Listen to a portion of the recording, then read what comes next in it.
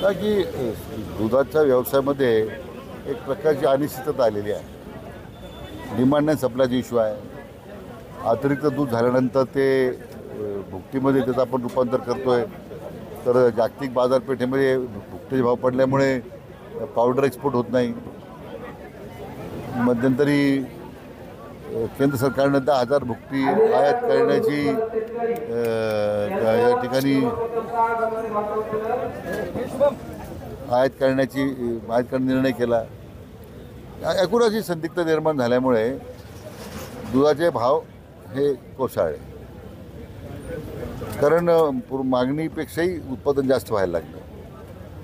म्हणून आम्ही राज्य सरकार म्हणून निर्णय केला आणि त्यामध्ये किमान 30 रुपये तरी भाव शेतकऱ्यांना दिला पाहिजे. जो आज बाजारामध्ये 25-26 रुपये 27 रुपये मिळतो.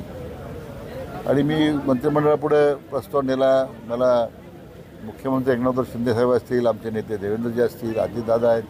तर मग त्यांना आणि मंत्रिमंडळाच्या माझ्या सहकार्याला धन्यवाद द्यायचे की तो प्रस्ताव सगळ्यांनी मान्य केला आहे की 30 रुपये मिनिमम प्राईस संघाकडे ठरवताना किंवा खाजगी प्लांटकडून घेताना 5 रुपयेवर अनुदान आपण दिलं पाहिजे. मग लोकांची त्या ठिकाणी थोडीशी तोड मिळवणी होईल. अन्य राज्याच्या मानानं आपला दर या 35 रुपयामुळे बऱ्यापैकी आता पुढे गेलेला आहे. आता प्रश्न हे खाजगी संस्था किंवा सहकारी संघाची मंडळी 30 रुपये देणार का? 8-5 आणि 3-2ला 3-5ला हा भाव पण देतो. त्यामुळे एकच गुणवत्ता वाढेल. परंतु मध्यंतरी मी गेल्या आठवड्यात माननीय केंद्रीय गृहमंत्री आणि सहकार मंत्री माननीय अमित शाह साहेबांना भेटलो आणि त्यांनाही विनंती केली की आपल्याला MSPचा कायदा आपला आणायला पाहिजे. तसं उसाचा आपण FRPचा कायदा आणला. आता कारखान्याला परवडतो का नाही परवडतो ह्यात काही चर्चेचा मुद्दा जायला नाही. त्याला कायदेशीर स्वरूप आहे. जे FRP देणार नाही त्याच्यावर फौजदारी गुन्हे दाखल करण्याचे प्रावधान आहे. त्याच पद्धतीने आता शेतीला पूरक धंदा म्हणून जसं आता दुधाचा धंदा आणि बाकी सगळ्या धान्याला MSP आहेच ना. कापसाला आहे, तुमच्या आपण भाव जाहीर करतोय किंवा सोयाबीनला आपण MSP देतोय. मग दूध फक्त नाशवंत आहे म्हणून त्याला MSP द्यायचं नाही हे आर्ग्युमेंट करण्याचा सातत्यानं प्रयत्न होतो. नाशवंत वस्तू आहे, साठवणूक करता येत नाही, मग दूध भुकटीमध्ये रूपांतर करता येतं ना. शेवटी त्यातून आपल्याला हे सगळे एकत्रितपणे विचार करून मला वाटतं तोच आमचे आंदोलनकर्ते होते त्यांचा तोच रोष होता. मला वाटतं सरकारने आता जी भूमिका घेतलेली आहे ती आता पुढे जाताना ते प्रभावी अंमलबजावणी करणं हेच मोठं आता आव्हान आमच्यासमोर आहे. दुसरीकडे पाहिलं तर याच कारणासाठी शरद पवार गटाचे खासदार निलेश लंके देखील 2 दिवसापासून जिल्हाधिकारी कार्यालयासमोर उपोषण करतायत. त्या उपोषण आंदोलनाकडे तुम्ही कसं पाहता? नाही, तर शेवटी शेतकऱ्यांसाठी आंदोलन करण्याचा सगळ्यांना अधिकार आहे. मग इथं तसं ह्या गावच्या शेतकऱ्यांनी एकत्र आंदोलन केलं तसं त्या जिल्ह्याचे त्या मतदारसंघाचे खासदार म्हणून शेतकऱ्यांसाठी ते आंदोलन करतात. त्यात काही वावं काही नाही माझ्या दृष्टीने. म्हणजे त्याला काही राजकीय रंग देण्याची भूमिका माझी अजिबात नाही आहे. शेतकऱ्यांसाठी जे कोणी आंदोलन करत असतील त्या आंदोलनाच्या मागण्याचा निश्चितपणे सरकार विचार करेल.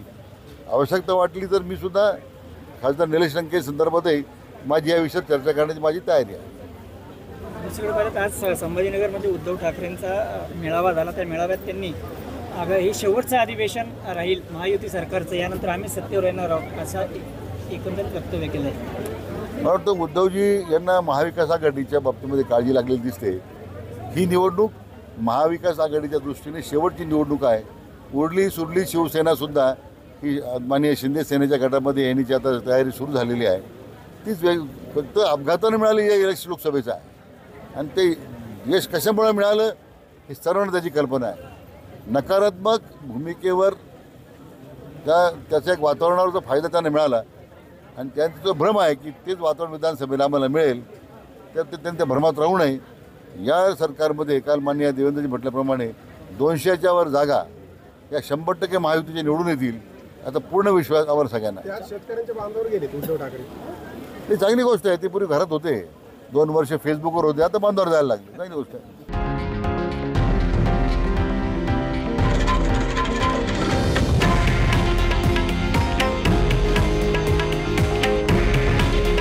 हे आहे देशातील नंबर 1 न्यूज नेटवर्क आणि आपण पाहत आहात TV9 मराठी. काळजी तुमची, हित महाराष्ट्राचं.